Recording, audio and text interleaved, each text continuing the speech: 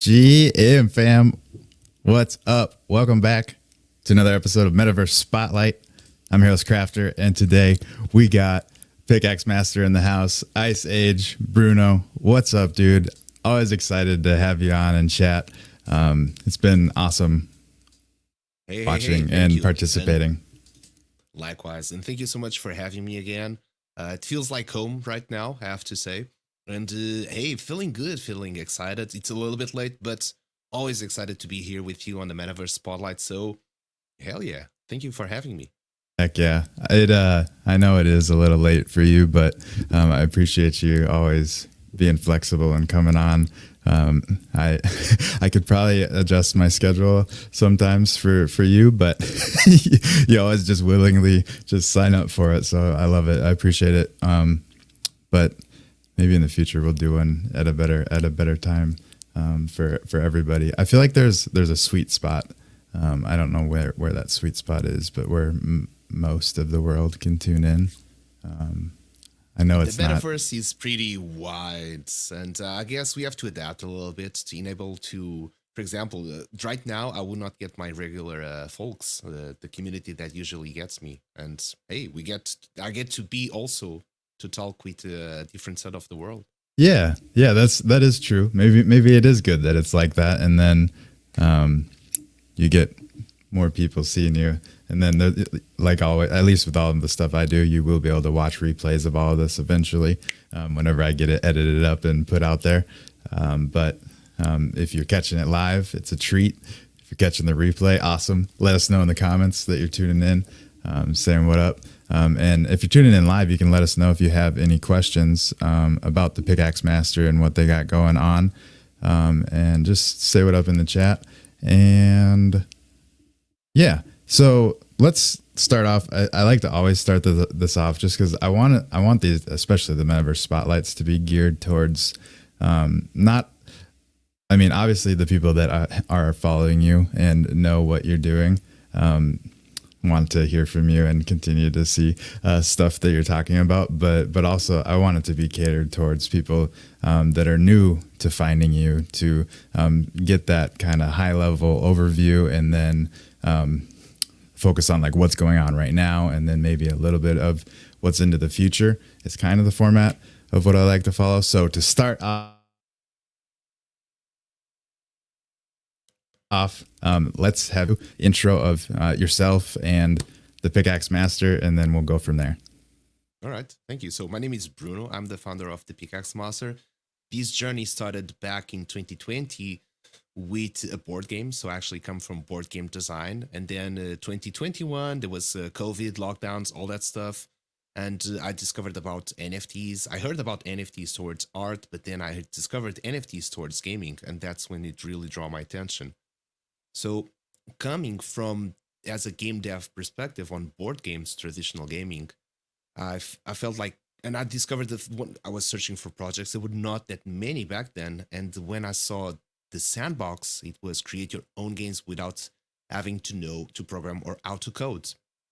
And for me, coding it's always been a challenge because I've been presented with that all my life, chances to code. But this was like, wow, I can make this game now without having to know how to program or how to code. And that's where pretty much all these journeys started in the sandbox. So I got to the sandbox general server, and then I posted some ads just to share the vision of what I wanted to do, where we're coming from, and pretty much try to get like-minded people to join the project. And that's pretty much where everything started. People started to join in. Some members have already left the project because they wanted to do something else. They wanted to continue on their own. And some members, I would have to say, we're a pretty much tight team, and we kind of keep up together as much as we can. So it's been already 2 years that we have started this journey, and I think you asked where we are right now, and I started where we came from. So right now, where we are, we have the Pickaxe Master also launched in the sandbox. It's a playable game right now. So the Pickaxe Master is a resource management treasure mining game where you have to buy pickaxes, you have to mine to find resources, and then you have to trade your resources for our premium currency, which is Masters. And the goal of the game is to get as much masters as you can to become the best miner of the metaverse, of the sandbox. So, in a nutshell, that's what's happening right now. We're in a final testing phase. We've went from alpha. We're currently in the beta season, which has also mini phases along with it, and we should be getting ready then to start the actual final seasons. So that's pretty much where we are right now. Dope. No, that was a great high level overview, and fast forward to what's going on right now. That'll be a great clip. We'll clip that up and give that to you and let you use that if you want, and I'll post it on socials. But so right now you are like testing how the mining seasons are going to go, basically, and then you're going to roll it out officially once some more features become available inside of the sandbox, from the sounds of it. Yeah.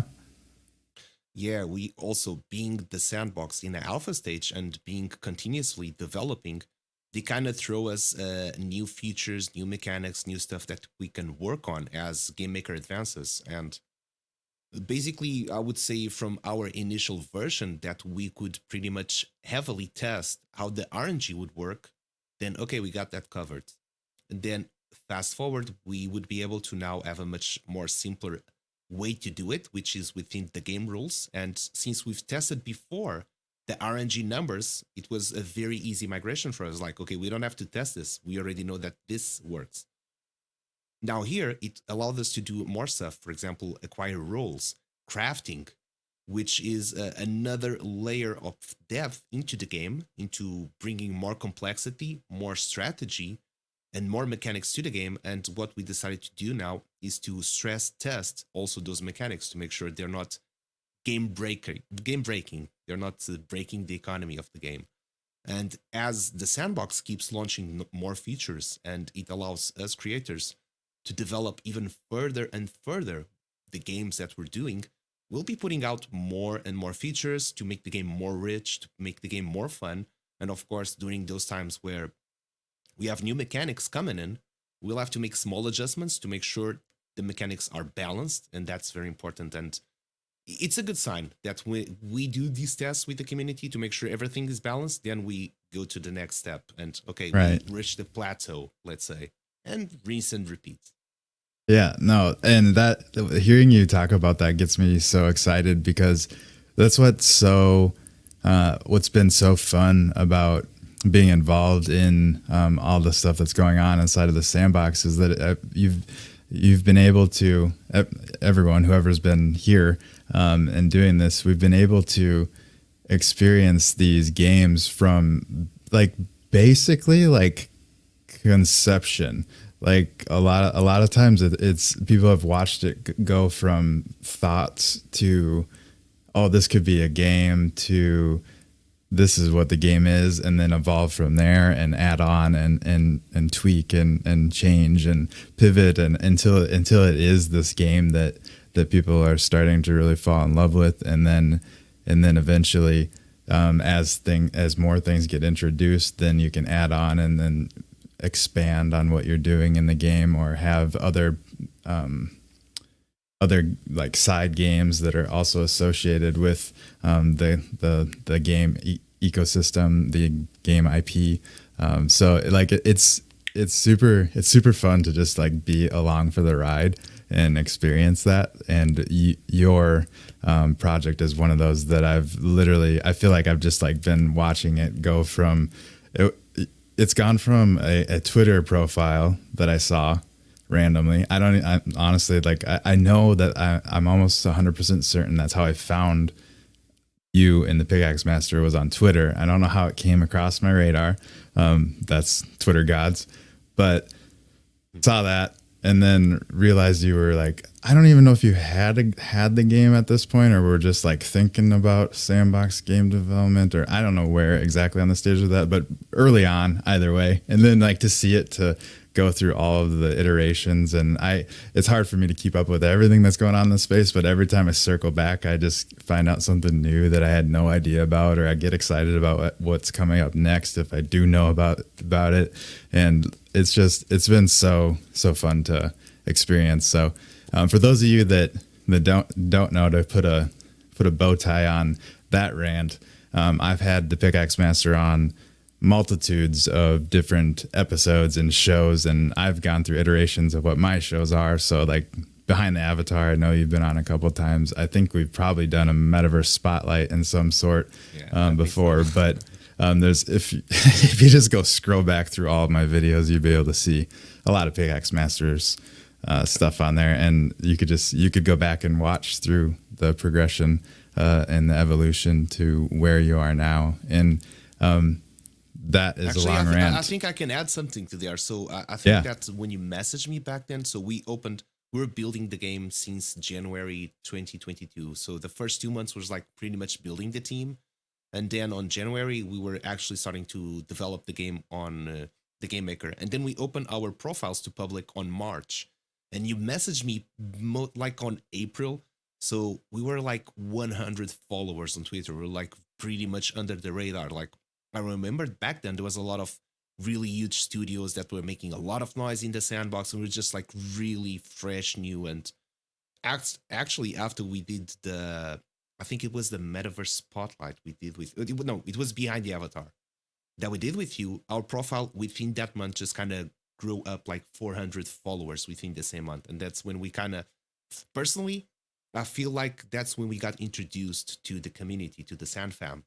Sure. It was after your show. And where I got to meet like a lot of studios, a lot of people that I still talk today. It was pretty much right after that show. So it was pretty much thanks to you. Yeah, no, and I I don't think I could take credit for the growth that you've had, or starting that growth to 400 people. Probably not all from me, but because somehow you were catching people's eye, you caught my eye. But yeah, I do love that I was able to help turn people on to you, because that's why I do this show and all the stuff that I do. I just want to, I think there's dope stuff going on here, and I want more people to know about the cool stuff that's going on, and your project is definitely one of those. And it stuck out in some way that when I was scrolling through Twitter, I was like, they actually have a cool game coming out in the sandbox. I want to learn more about that, and dove in. So yeah, it's cool to see how it's come. And I just, for those, if you guys want to go watch some gameplay, you can go watch my recently recorded, one of my very recently recorded streams. I don't remember what the title of it was, but it probably says something about Metaverse Monday. Metaverse Monday was what that one was, and that's where I'm playing sandbox games, and had a lot of fun playing in the Misty Mountain, and it was a blast, and it was cool to go from, because I haven't been like playing a whole lot. I just I go in there and play it every once in a while, basically whenever around when we're gonna talk again, and I get in there and I'm like, damn, like this is all what I remember, but like so much has changed, and like so much is more fine-tuned. You got a great intro tutorial that I think is super necessary, especially like in a platform like the Sandbox, where it's not one game that somebody knows about that they're going into playing. Like every single LAN that you go to is going to have a different system going on. So I think you guys do a really good job at that. So I highly recommend anyone that's tuning in, listening to this, to just go load in. I'm going to do that right now, so that we can show how to do that. And then after that, we'll continue talking. But if anyone wants to play, I guess we can't play along. It's not multiplayer, but if anyone else wants to check it out, all you got to do is, let me get my screen situated here. Boom. All you got to do is go to sandbox.game, get that loaded up, go to the map up here,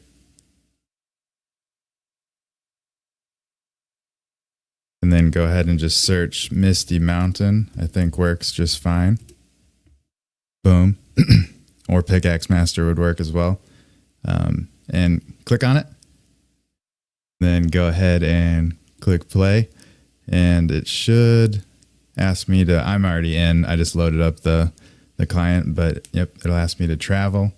But if you haven't loaded the client yet or installed it, all you have to do is it'll walk you through how to get that installed, and then you'll be playing. I'm gonna travel there now, and then we'll be getting into the game.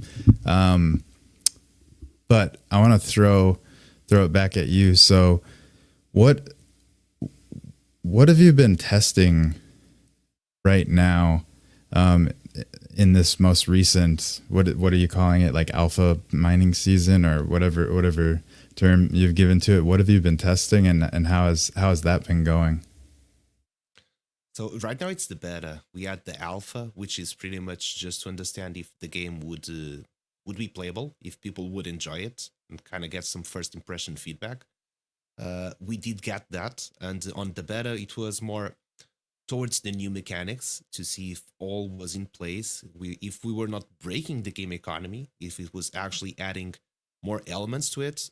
Again, collect more feedback. I think feedback is very crucial from the player base because it actually gives you very spot on where they're struggling, what they find fun, what they don't find fun. So, and I have a saying that I always tell like to everyone in the team is that players will always optimize fun. So we really gotta search for that fun factor and see where isn't the fun factor, and kind of Yeah. take out those parts which aren't not that fun, even remove them from the game if they have to, and the parts that are fun, how we can even improve, how can we bring that up. So it's pretty much that iteration over and over again. Yeah. And I think it should be a constant job of making games. Yeah. How cool is that to be? You're like living this experience of basically becoming a game studio, and like kind of going through the whole like game development process of a game. Like I I think it's just wild that the sandbox like allows creators to do that. Like anyone that's creative and comes into the sandbox and has an idea, could definitely like figure out and meet the right people to help out, and build a game ecosystem around. Like Exactly. It's wild. And that's what I think is so cool about the sandbox. Like the level of stuff you can do with no code, and as it continues to get better and better, that's what makes me bullish on the sandbox versus other platforms. Like, but I see use cases for other platforms as well. But it's exciting to see like this game, for instance, being so much like, it's just a concept that is abstract enough that it's different than anything else that you probably have done in the sandbox. At least for me, it is. And I think that's what, like, displaying games like that shows the potential of what the sandbox could do into the future. If they continue to just keep iterating and creating and developing more features and more things that can be done. So yeah, I don't know where I was going with that. That was just another sandbox rant. But yeah, I just wanted to add up that with the limitations that happened with the sandbox, pretty much we went to a place that we could not do that much.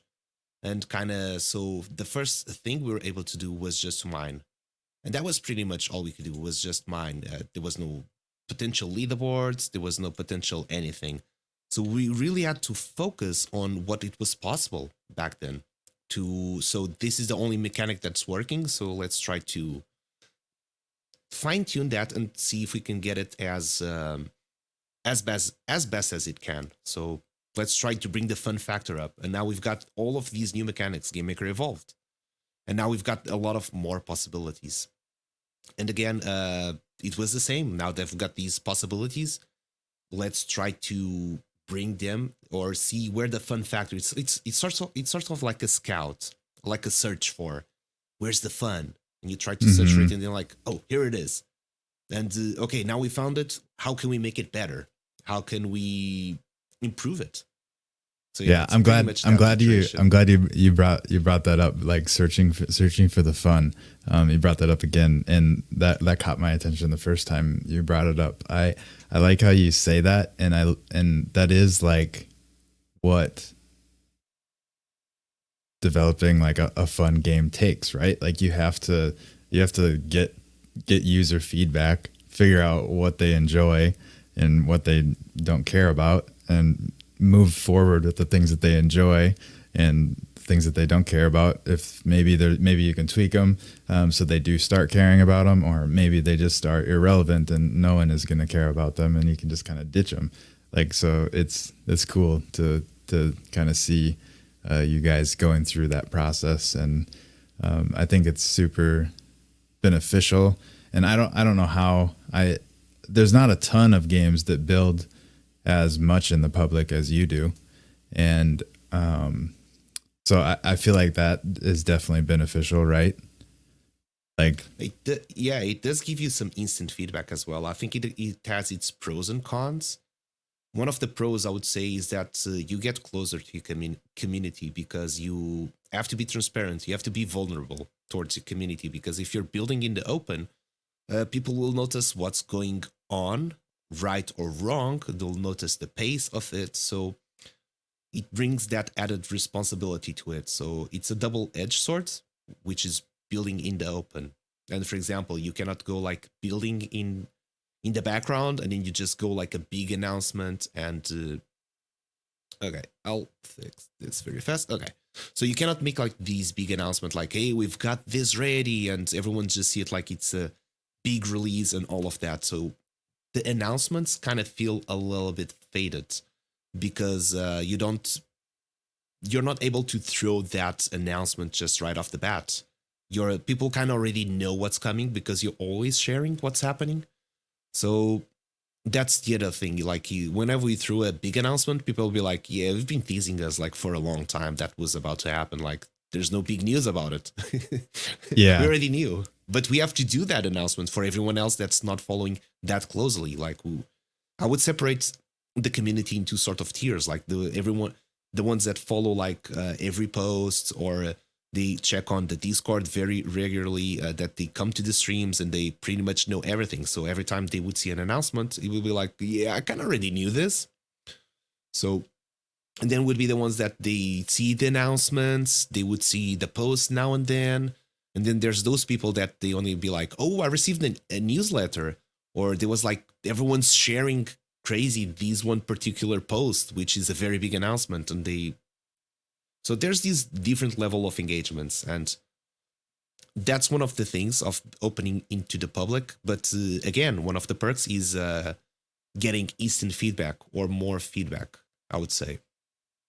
yeah, definitely. I can see pros and cons. I think that fortunately that, or maybe unfortunately right now, but fortunately in the long run, there, because there's not like that many eyes on what's going on inside of the sandbox to begin with, and as a whole, and you guys probably have a pretty good grasp on a lot of the eyes that are at least kind of paying attention. Obviously there's a lot more that participate in some of the like bigger events and stuff that you could obviously be trying to work towards, but I think like we're still like early enough that like it's not like building in the public. I understand like where you're saying that it would like hinder things and you can't like make these big announcements because people already know what to expect, but like eventually you're gonna get to the point where the people that are paying attention and honed in on what you're doing and keeping up with everything. But then the big news doesn't get like that doesn't get out to the rest of the people. So then the big news still like hits those people and they're like, oh damn, that's cool. I didn't know about that. Cause that's how it works a lot with me. Just as I'm speaking through this with your stuff is that I I'm like, I think it's to the point now where I'm constantly, and this is a good thing. I'm constantly hearing a murmur about you guys from different viewers and stuff all the time. Like I constantly am like picking up things about the Pickaxe Master here and there. And then whenever you have something big and new going on, you always pop back on my radar, and I'm like, hell yeah! Like let's check out what the Pickaxe Master's been up to, and dive on in. And I think that's a great spot to be in right now. I don't know where I was going with that either. I'm just on in a ranty mood. You get ranty crafter tonight. But yeah, I would say I like this. I kind of like building in the open. So when we have to decide like what type of studio or what type of company, what type of values do we want to bring in, I think that these resonates more with what we are and how we want to build in terms of the values itself. So I think it makes sense to be transparent, being these the blockchain, being these as it is. So it makes sense to build like that. We want it to be as involved, as engaged. And what I'm seeing right now, I think it will make much more sense in the future when we get to launch more news about our tokenomics and what we want to do in the long future. I think you'll be able to track down this interview and you'll be like, oh, that's what was Bruno was talking about. So for now, it's too early for me to share, but there's a reason for that as well. It's within our core values. For sure. Yeah. And this just popped in my head. People are probably also going to watch these recordings and be like, why didn't this idiot that's been talking to them since the beginning buy all of their shit because it's all expensive now? I feel like this is going to be another one of those cases where I've talked to, there's plenty of conversations I can look back on that are recorded that I'm like, well, God damn it! If I would just listen to the people I'm interviewing and keep the conviction I have after the fact and just like invest heavily in them, a lot of times that would pay off. But instead, I just go and be a DJ and throw random money around like everyone else. But anyways, that's just here nor there. To reel us back in, or reel me back in, I have a question from the chat that I want you to answer. So most important question Whiskeyverse has is Bruno using a beer stein to drink water? I am. That is one that my girlfriend gave it to me. So it's actually very good because it has a really good handle. But you have a very good point. Why am I not drinking beer, especially at this hour?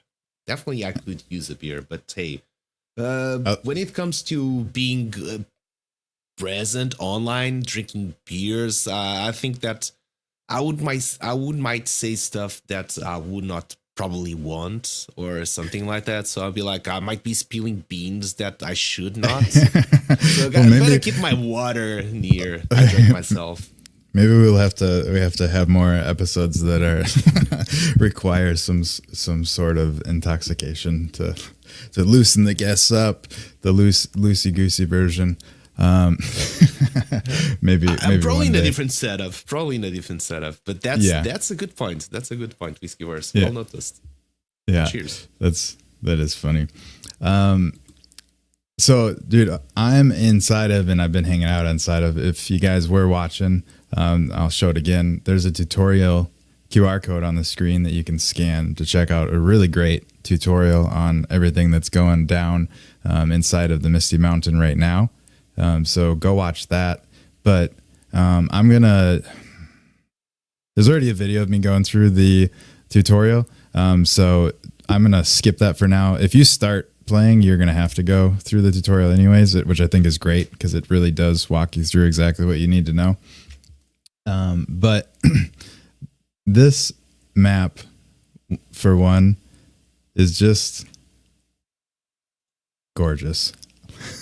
Like I love the Misty Mountain. Every time I'm in here, I'm like, God damn! Like you guys do such a good job, just like texturing and the block work and the like that. I feel like that sets you apart from some games, as far as like aesthetically goes, is like you guys do a great job of like kind of really setting the aesthetics of the game, and it sucks you in. You're like, I'm in a mountain mining for resources right now. So bravo. You and your team are awesome. I don't know if they want to be shouted out, but if they do, I'll shout it out. You to them. should shout out the team, and give props for what everyone's been working on. I don't know everyone that's behind the scenes. I'll shout out, like, for example, we had Gush and Gibbous that they're not working with the project anymore. They decided to do other stuff. For example, Gush designed originally the avatars. He did most of the assets that are there, but he ventured into Unreal territories. So he's like, when you decide to go to Unreal, I'll join the team, back the team. Okay, so cool. It's not like people spread apart from the project. It just be like, okay, at this stage, it doesn't make sense to keep building on the sandbox, because sandbox being in the alpha stage, you really have to believe in not only on what you're doing, but we have to agree that sometimes being limited, knowing when there's other options much more advanced out there, you'd be like, I think this was talked the other day, which is sandbox also kind of feels like a gateway. You would see Alfdark that was making games. The gateway drug, He was making games on the sandbox, but I think after building on the sandbox, you would look at an Unreal and you would look at Unity and be like, I think I would be able to take on that task now that I've built on the sandbox. So, and I feel the same. Like when I would think of building games, and I thought like Unreal, Unity, Godot, I was like, that's just way out of my league. Now, after having this experience, I'll be like, okay, maybe it's not that out of my league. So I really think that the sandbox at today's stage, it's a very good tool to make prototypes. So if I was to pick it up, the Misty Mountain, as it is today, and build it on Unreal, I know where to start. I would have a clear indication on artwork, on map design, on game game rules and game objectives and the game loop. And then I would be able to use all of the freedom that Unreal or Unity would allow me to do. So as today, I think it's a very good piece to make a prototype. But hey, Sandbox is still in alpha and it keeps developing. So I would bet that the Game Maker, give it a few years, let's say in 1 year, it's going to be probably Game Maker 0.10 or 11, whatever. It's going to be on mobile, and then it's going to be Game Maker 11 or 12, or maybe it's going to be Game Maker 1. And after 1, 2, 3 years, the freedom we're going to have versus the freedom we need to have, for example, in Unreal or Unity, the distance will get lower and lower and lower until it reaches probably a point you'll be like, yeah, the Game Maker by the sandbox, it's as valid as anything else. Will probably have its perks, will probably have its cons, like every engine or like every program you use. But it's going to be like, yeah, if you want to make games, you should try the sandbox. Yeah, as a valid tool. For sure. I think that too. I think that's why I hope Sandbox makes it long term, because I could see them being one of the like platforms that people go to use to do things, and like as if they just continually grow and expand and evolve as things evolve, like yeah, I think that. But I was giving the shout out, and I kind of interrupted myself. So it's been Gush, hard work. It was been Gibbous. So Gush did most of the design of the assets, of the characters, of everything pretty much you see there. Then Gibbous did countless hours in this map. I cannot tell you the amount of hours it has been. Like, look at the ceiling. Just look at the ceiling. For example, you would look at the ground, the ceiling, the walls. There's not a single place that has not been decorated. Fully decorated. Right. Like everything has been paid full attention. Then we have Fred and Ferd that does, well, we have also Junior. I don't want to fade it because Junior was the OG that designed these logic back in 06 that no one was able to even the sandbox asked us, like, we don't understand how your game works. It is cool that it works, but we don't understand it. And they asked us, like, can you send us a tutorial on how does that work? And we're like, that is so complicated. Also for us to do tutorial of our own logic, because That was Right. all in that was all in Junior's head, like the way that he do. He's a fantastic programmer, so full stack programmer. In his head, Hmm. things just work differently. Right. Then Yeah. we had Fred and Ferd that joined in, and now he's pretty much the game maker master. Junior kind of diverted since he's a spectacular programmer. He's pretty much doing all the other stuff of the Pickaxe master that is outside the sandbox regarding the clan manager, the website, the plugins, nice. and the whole ecosystem. Yeah, and he's going to build the digital version of the board game as well. So we kind of take the Sick. perks and the knowledge that he has to build to advance the ecosystem as well. So also we have Fred, we have Junior, and we have also Dave Rex Roach, which is pretty much known by the sandbox community as his own games. There's the Roach Uprising. There's pretty much you already had the Rex Roach also going on. Yep. And we invited Rex Roach to join in. Back then, it's already 1 year and something, and he's pretty much taking over. So, for example, if you look at those blocks, those used to be assets. That all that moss you would see that used to be all assets, and then we're like, yeah, it was like 20,000 assets on the map, and then we're like, okay, let's trade like 99% of those assets for actually blocks. So we designed all the blocks, and as you can see, he went through all the mountain and redesigned and rebuilt the mountain all over again, just to say again the countless hours that went into that. Bravo. Yeah. These if I had a clapping sound thing, I would play it. But like the moss is so good. Like especially like from a distance, it almost does look like it is like assets on the blocks actually. So that's legit. Yeah, just that was just to give like a big shout out to all the team that pretty much we had, and they're kind of like missing action. There's just probably wanting to enter if we decided to go through a different platform or different phase. And we've got the current team right now, and I have to say I think this team is very blessed to have the members that it has, that are dedicated, that are passionate, and they're very mindful of what they're doing, to the commitment that we're trying to build here towards this project, towards the community. And man, I'm super happy with everything we're doing. Hell yeah, you rightfully should be. I'm super happy with everything that y'all are doing too. So keep on crushing it, and sky's the limit, really.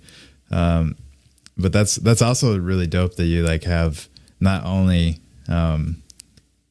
your core sandbox devs right now, but like also other people that are interested and ready to like help on other things outside of the sandbox, which who knows like what'll come next. You did bring up, I don't know if we'll get to it.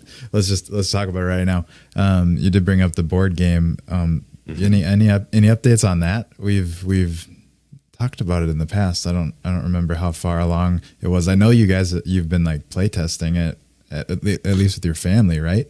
Or more than that now. No, with more. I had a couple of test groups, and the tests were quite okay. I think there was not many changes in terms of gameplay. It was more like a design here and there, a couple of color changes to make it more readable, like very small changes regarding that. So regarding the board game, the reason why it's still not launched yet, it's because I do study a lot. Like in terms of game deving, every time I'm driving, I'm listening to a podcast about game dev. Either it's about crafting, or it's about an in-game shop, or it's about a loot table, or it's about like, there's so many aspects. And I've been listening a lot of podcasts regarding, for example, Kickstarter launch. And that's one of the ways that I was envisioning. And actually Kickstarter, it has been through it's already like for 12, 13 years that it's out there, and it evolved in a very different way. So still today, I'm thinking on the Kickstarter launching the board game through a Kickstarter fundraise campaign. And I'm still trying to understand if it makes sense to go through that route, because there are other ways to do so. For example, there's actually a company called the Game Crafter, which is kind of a sort of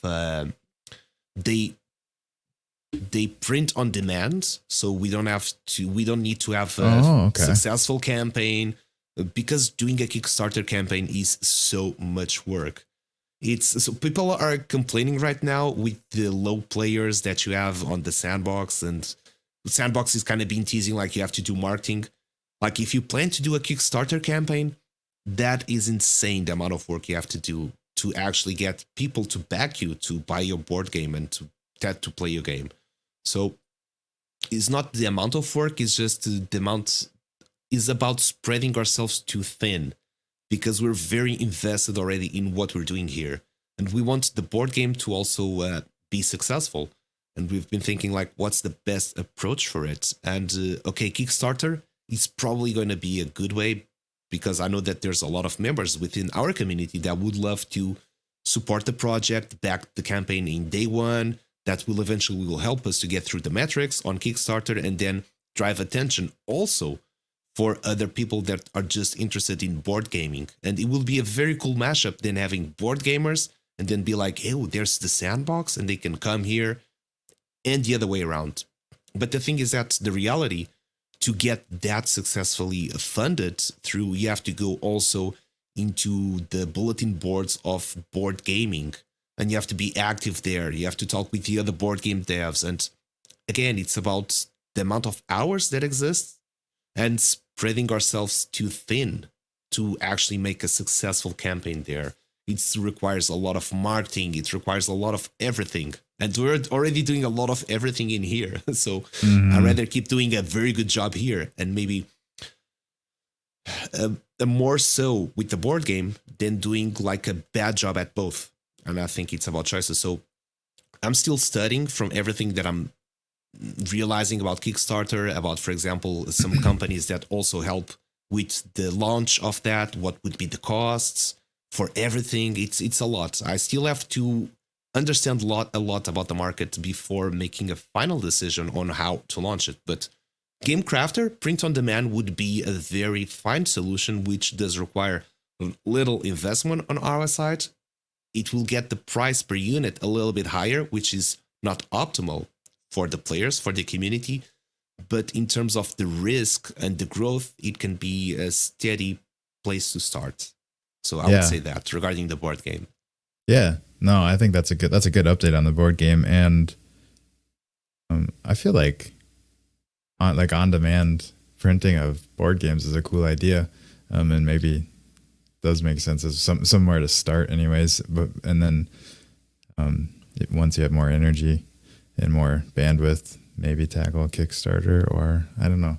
Yeah, but I think that's definitely a good direction to be heading in. And I'm excited to check out the game and play it. I think it'll be fun to one day be able to play it. And I know you're also talking about building it virtually, right? Yeah. So that's one of the perks of Junior being an OG on this team is pretty much we both land on the same day, 1 hour distance, and we joined the Discord server in the exact same day, and we kind of met on that same day. It was like, hey, I'm a game dev. He's like, hey, I'm a programmer. I'm a builder, and we just like kind of met right there on that first day. Yeah, and pretty much he's going to do is finishing up the clan manager, which is what we will be using for the recurring seasons. So we're talking about the alpha mining season, the beta mining season.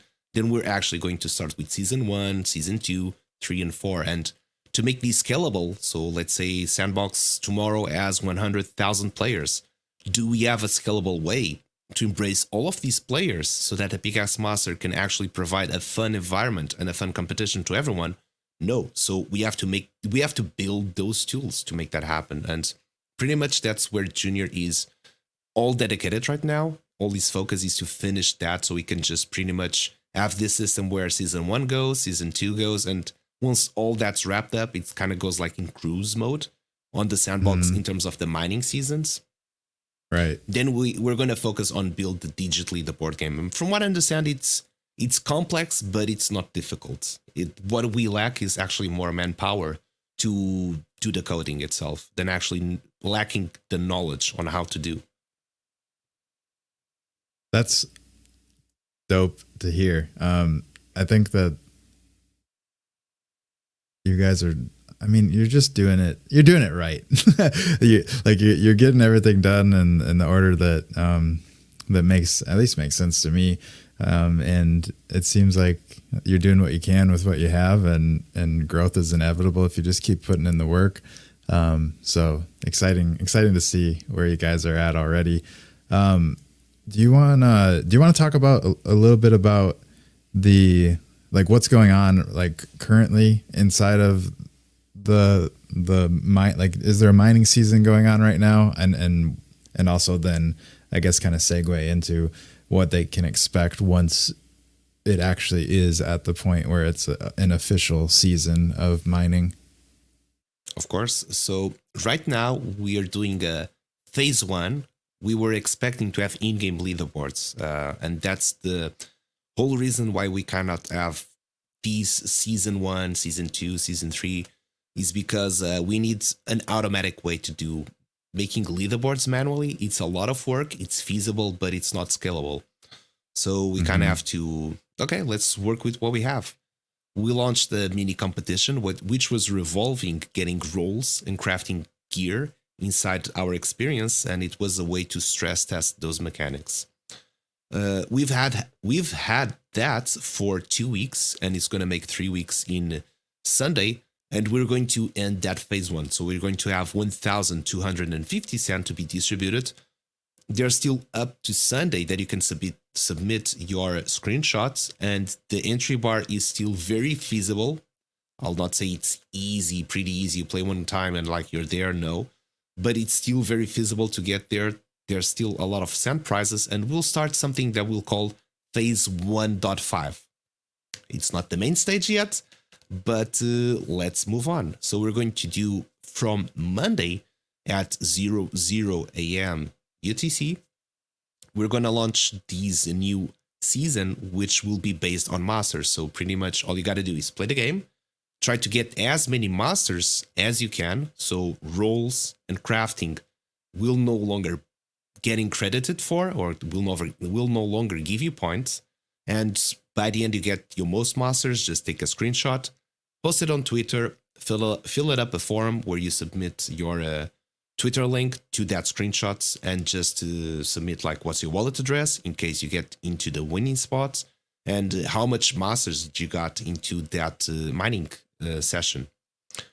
And with that, we'll be able to sort out these semi-automatic, because everyone will be inputting themselves their high scores. So it kind of wavens up a little bit from our end. And then we just have to confirm at the end of the season if the values they placed in match with the screenshots they sent, and also verify if there's not been any edits or modifications to the screenshots. So it makes it kind of semi-scalable, because everyone can contribute and can fill it up. And at the end, we just have to see how many screenshots which belong to the prized rankings. So, okay, on the end of these phase 1.5, it might take us like probably 8 hours to verify all the screenshots. But hey, that's that. And then from there, once we have the in-game leaderboards, then it's going to be much easier. No more need for screenshots. You just play the game. When you feel like I've got a good high score, you end the game. The game should register the high score. We hope so, you go to the experience page and you're able to see the leaderboard in the experience page, and that's that. We don't have to do anything. Fully scalable. Yeah, to be honest, that's what I'm waiting for. it's like I don't know why, but it's just like it's so much like work in my head to go through the extra steps, because there's so many different games that I want to be playing. But if I could just be playing all these different games and just be getting entered into leaderboards, like, let's fucking go. Like, that's perfect. That's perfect for me. Then I can just keep playing games and having fun, and like, so hopefully we get to And the it's how it point should be. You just play the where game. You don't that- worry. You don't worry about taking a screenshot, filling up a form, doing all of these and that. You just play the game. And when you're It's done, such you're a- like, hey, I'm in the leaderboard. Exactly. And it's such a big friction point right now, is that isn't happening. So to bring gamers into this and then like say, because a lot of times like they're, what's the difference about it? Well, you could play and climb this leaderboard and earn some cryptocurrency or NFTs or whatever it is, and then they're like, okay, interested. How do you do that? And then you start breaking down like, well, you got to play the game, screenshot it, submit it to this form, join the Discord, do this, do that. Oh, and you also have to make a wallet, and then you have to do this. So like Talk with there's this just NPC, say the secret phrase. Yeah, like there's just like so much that like you have to jump through right now, and it's just like I know we're getting there. We're continuing to progress towards it, and once it gets to the point where all that isn't happening, like that's when we'll start seeing more of a mass adoption, as long as there's good games here. And there definitely will be, as long as people like yourself and other studios and developers and indie developers that aren't even associated with any studios continue to create great stuff. There will be a reason that people will want to come and play in the sandbox, but it's just getting to that point where it's like all of those things are clicking and working just fine. But we're getting there. So yeah, keep building, and eventually, when we get there, I'm kind of expecting that once you get to the point, you open your cell phone, you just download the sandbox, you're playing the Pickaxe Master, you finish playing, and you're in the leaderboard, and you're like, wow, that was simple.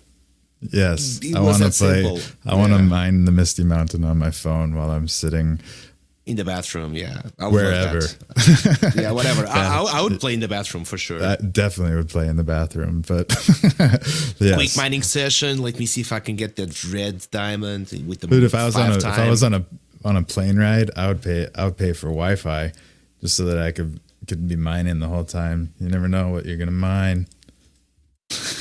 There's plenty of opportunities, I would say, and yeah, and I'd say this for everyone and I see we got Era here, like people that have just constantly been building, and once we kind of reach to that point, I think that people will be like, oh, they were so lucky, or because they were favorited. It's been just really, honestly, a lot of hard work. Like you would see all of these builders out there that were able to build a name for themselves. They earned that. They worked 100%. A lot to do that.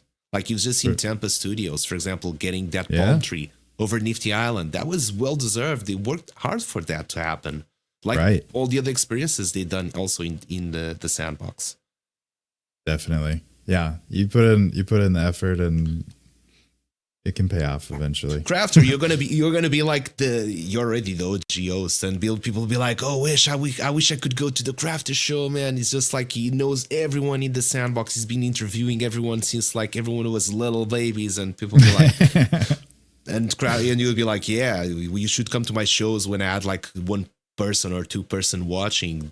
That was not funny back then, but hey, I keep going and persistent, and I really believe, for example, this format, you're the only one doing it, and I give big respect for you to keep doing it. It's like you'd go to your YouTube page, and it's like the backlog history of the sandbox. Seriously, it really is. And like I do like I can't help myself but dabbling outside of the sandbox, but I always get drawn back into the sandbox. And whenever I like, even when I am like in my phases of like checking out other things, I always feel like I'm still at least like talking to y'all and and like learning about what is going on in the sandbox, because everyone is always just building something and something's going on, which is why a majority of my time lately has been going to sandbox stuff. So yeah, shameless plug, you should go if you're interested in the history of where the sandbox has come from. You could go back and watch quite a bit of the history by going through the catalogs of the playlists I have of all the different episodes and shows that I've done over the years. So fun stuff. Hey, what up, Bert Z in the house?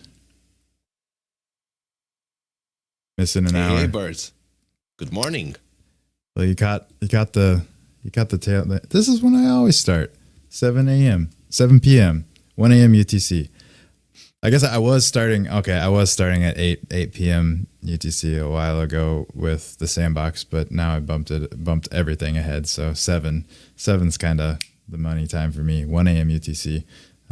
Sorry if it's a little early for you, but what up? Well, welcome in. We are just chatting with Bruno from the Pickaxe Master and all kinds of super fun stuff going on. If they want to get involved, let's use correct vocabulary. How does someone get involved with your game and community and everything you got going on? Well, I would say you can get all the different tiers. You can follow our Twitter.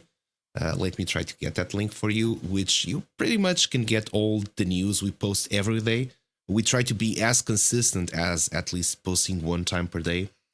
And you can pretty much follow the general guidelines. Sometimes we'll post, for example, the recaps to our Medium article.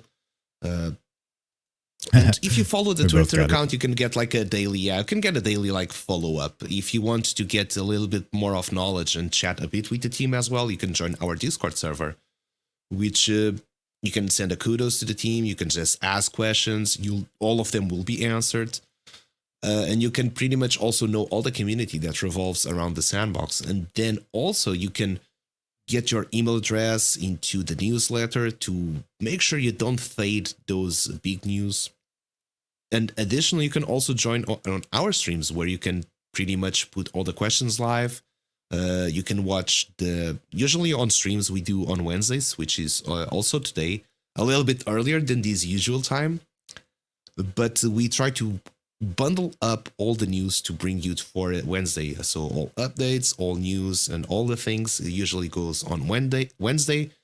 Then Thursday, Friday, we try to make like these game dev recap of the week, post it on the Medium articles, and then also post it on the socials on Twitter. It kind of goes like there. If you want to really follow closely, watch the streams, join Discord. If you just want to have like your foot in the water, like seeing how the water's going, just follow our Twitter page, and eventually you'll stumble also into one of these game devs recaps. You'll watch the announcements that we do. So yeah, any of those, you can get some news from the Pickaxe Master. Hell yeah! And for those of you that are catching the replay, I'll drop this in the chat too. But you can get pretty much any of those links from their website, which I have on the screen right now, and I'll have this in the description as well, so you can get to all their different stuff easily. Go follow them everywhere. Get in their Discord, even if you don't use Discord all that often. It'll be good to have handy whenever you do decide to go do something inside of the Misty Mountain. And right now you can play, which we are playing. You can play inside the Misty Mountain and go mining. Is there currently? I know you've already answered this, but is there currently something going on that people can be climbing a leaderboard in for, or is it that's done and now we're moving on to the next little phase? And where are we at? Yeah, so right now you can try to get roles, which is the geologist up in the village. If you collect 20 coal and you have them in your inventory, it's going to give you your first role, and then you can sell them. Then your next task will be to collect 20 iron ores. And if you keep them in your inventory and then you return back to that to the geologist, which is Nasali, he's going to say, "Hey, really good job," and he's going to give you another role. So for each role you get, it's worth 1 point. And then again, there's Orin Gogar, which is the dwarf that crafts equipment. And for each piece of the equipment that you craft, you'll get another point. So that's the way you can get points at this stage. But this will be only valid until Sunday, 23 hours and 59 minutes PM UTC. After that, we move on into a leaderboard that's about masters. So yeah, that's the one. You can click on it, roll inspection, and it'll tell you right away. So that's how you start. Okay. You start with the beginner Dope. role. So this is what you start at.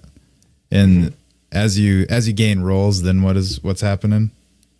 You So are as you gain selling the rolls, rolls? nope, it's just checking. So you're keeping the stuff in your inventory, and basically it's gonna give you some free masters. That's free money in the game. Oh, okay, gotcha. So then the whole goal of the game is to get these masters up. Yep. And that is like Yep. a mini feature for you to collect those, because crafting, it takes you a lot of resources. So you can kind of bundle the tasks together. If you try to craft, which is with that guy near the furnace or in Gogar, the blacksmith. Over here. This Yeah, guy. that fella. Usually if you have like a text box with the pickaxe, it means that dude says something. Gotcha. Yep, makes sense. I like those features. Clicking on any of those recipes, you'll see how many resources it takes. It's a bunch of those. So when you're trying to go for crafting, probably you should also try to aim for the rolls. You're going to get some bonus on masters, which will enable you to keep carrying on that little extra. You can buy more pickaxes and complete the goal, and it will help you to move forward. Okay, so this is where I think I'm following now. I mean, I was definitely following, but now things are clicking a little bit more. So to do this, you have to complete it in one run, then, huh? Oh yeah, Gotcha. So not you have stackable. you get to get 20 coal, 15 iron ore, 12 copper ore, 10 silver ore, and 8 gold ore, and it doesn't. Your inventory obviously doesn't stay with you right now, or maybe that's not obvious. But On that part, no, something to it point gets out. consumed. Yeah.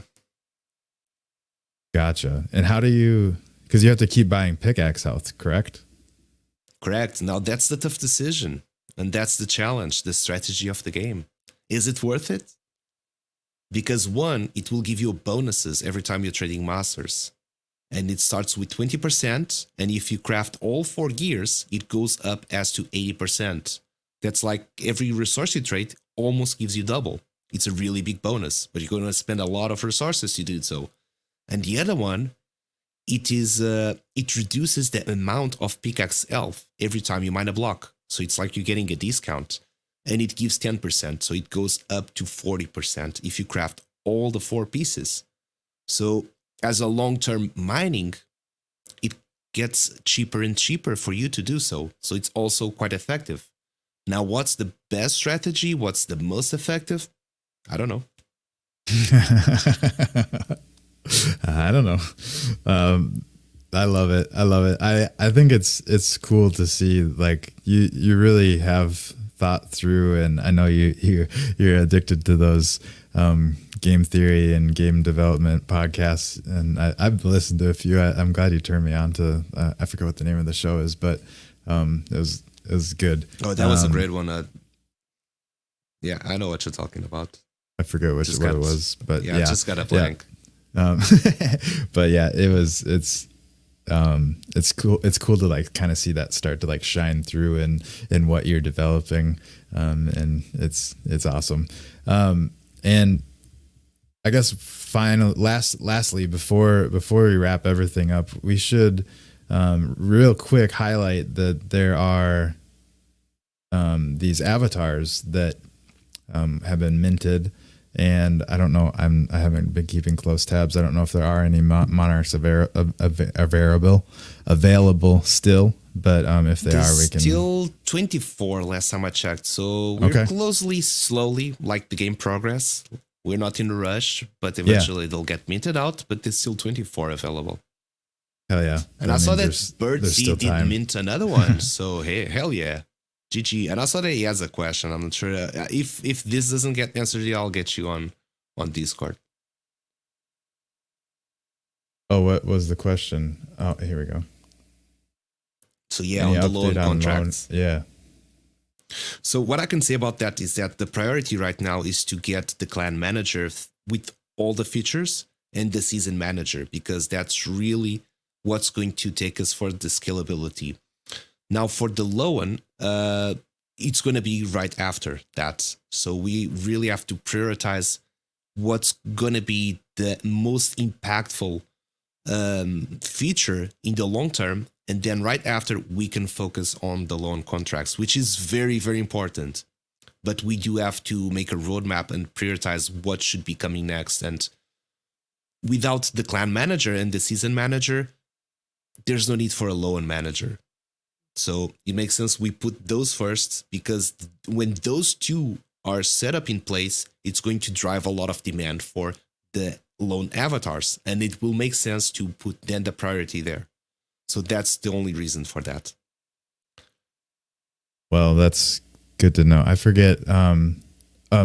Did we even talk about what the avatars are? I forget. Or did we? No, we segued didn't. back. So, good answer. And I think that is probably a good strategy on your guys' part. And then so touch on the avatars, and I got excited because that means that there's still time for me to go pick a couple up. I've been meaning to do that before they mint out, so that I don't have to fight people for them over on secondary, because I feel like nobody sells any of your guys' stuff. So yeah, there's no lucky miner listed. There's been a couple, but they've been listed for double the mint price. Yeah, which is good. I feel very how do I call it? Even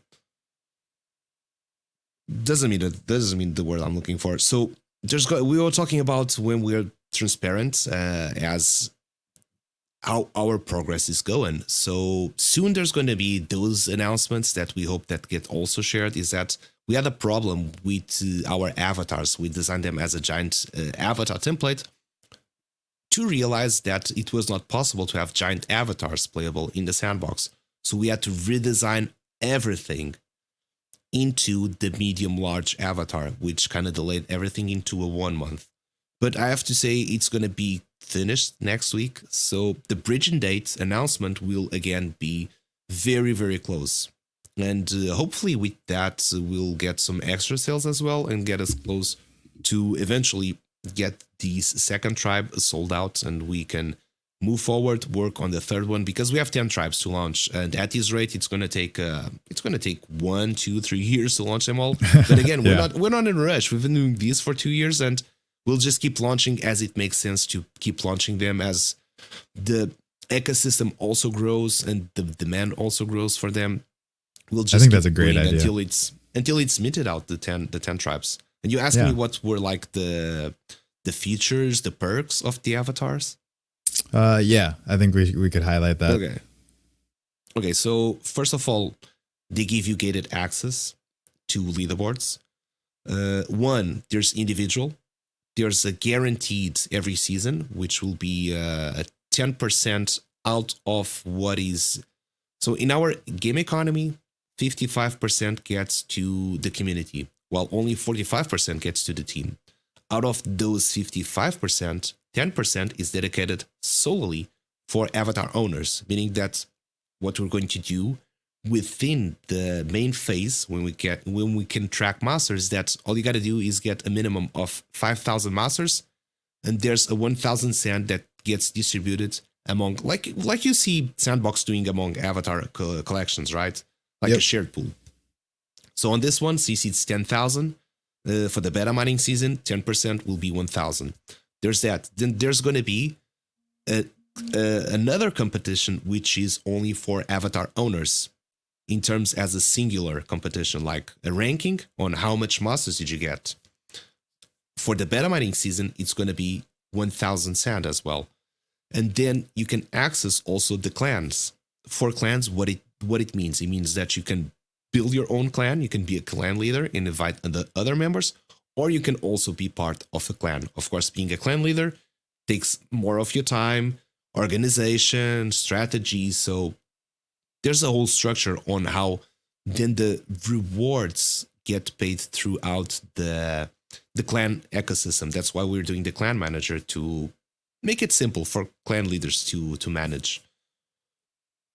Having that said, so basically you have access to 3 different set of leaderboards, and we're going to do seasons that will happen bi-weekly, and we will be sharing 55% of the rewards that we earn. And we know that for the next 4 years, there's these new GMF engagement programs. So at least 4 years in terms of the sandbox, we know that this is how it will happen. Maybe we can also get some extra revenue from, for example, ads in the game. And whatever we do, 55% will get reverted back to the economy and, of course, to avatar owners as well. So we're going to have crafting with our pickaxes. We're going to have also our token launch. And there's going to be a full set of tokenomics also launched on that. And of course, we're going to use the same way of thinking that 55% will go to the community. So there's going to be multiple ways that avatars can participate in the Pickaxe Master ecosystem and grab rewards from multiple sources. So pretty much that's what it means. Then there's going to be the DAO. And what I mean the DAO is that as for building games, and I've built a competition during COVID, which was based on one of my favorite animes. I actually only watch one anime, which is One Piece. I'm a big fan. And there was this mobile game that had no clan. There were clans. There was no competition between clans. So I started one and I defined the rules. What was this competition? Right now, the server has more than 2,000 players on it. And it's still running right now on the 14th season. And it's running for 4 years row without stopping. I did the first 6 seasons and then I retired because I was like, I don't have time for it. But what I've learned from that experience is that players give a very good feedback on if the rules are fair and how they can be improved.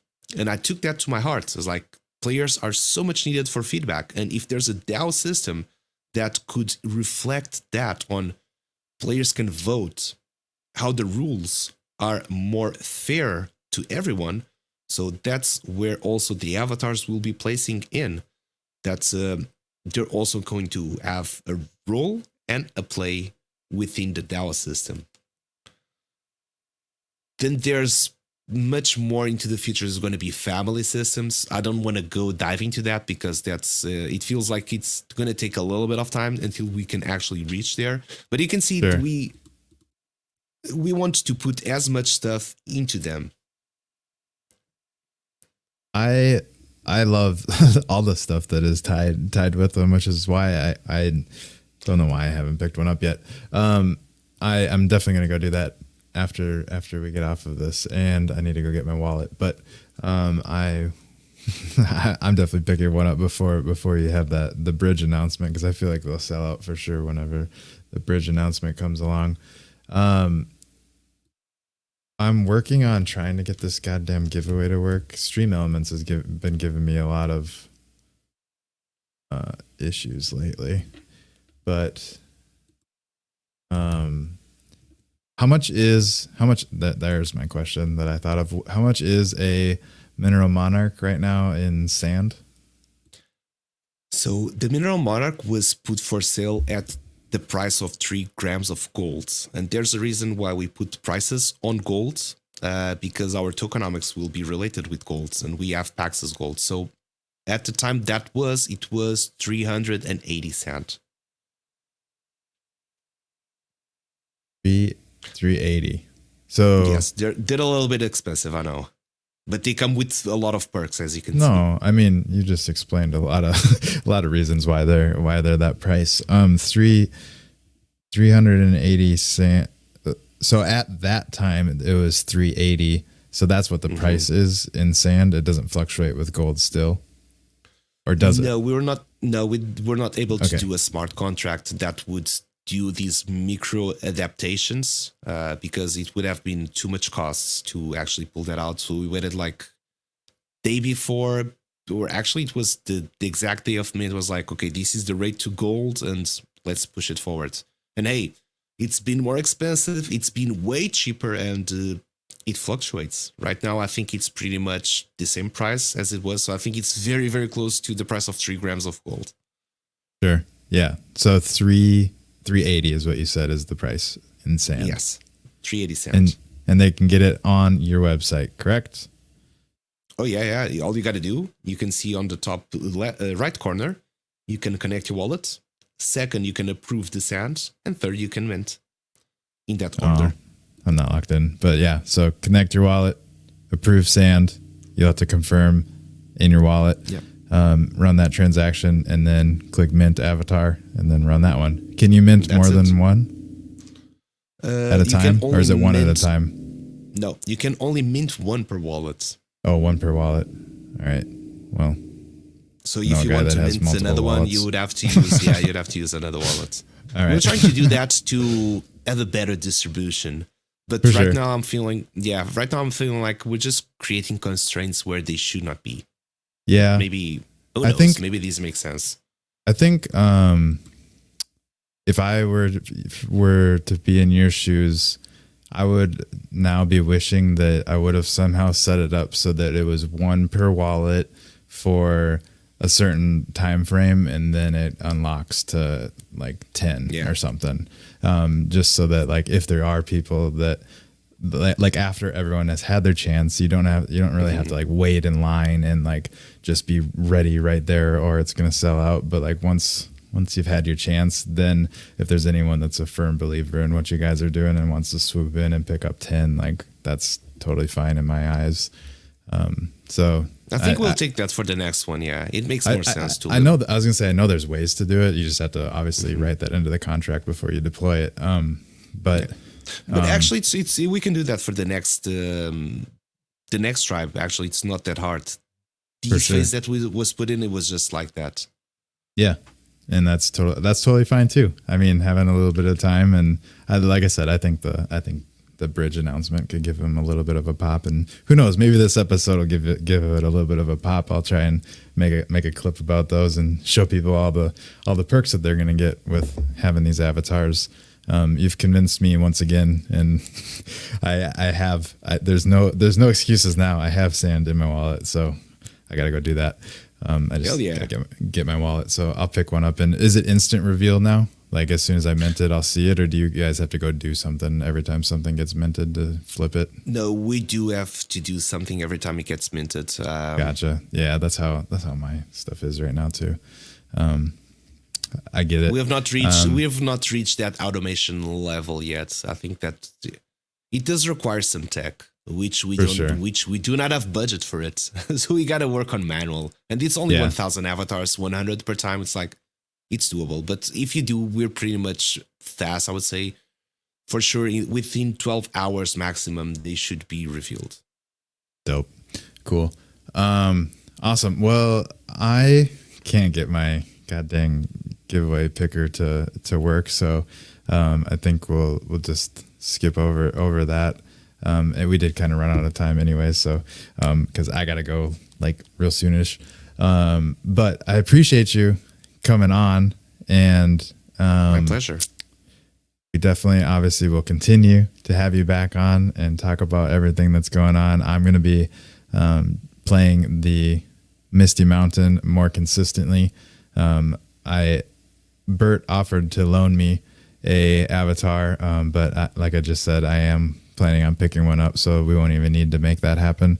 But I'm part of whatever their clan is. Dumb. I like the name Dumb.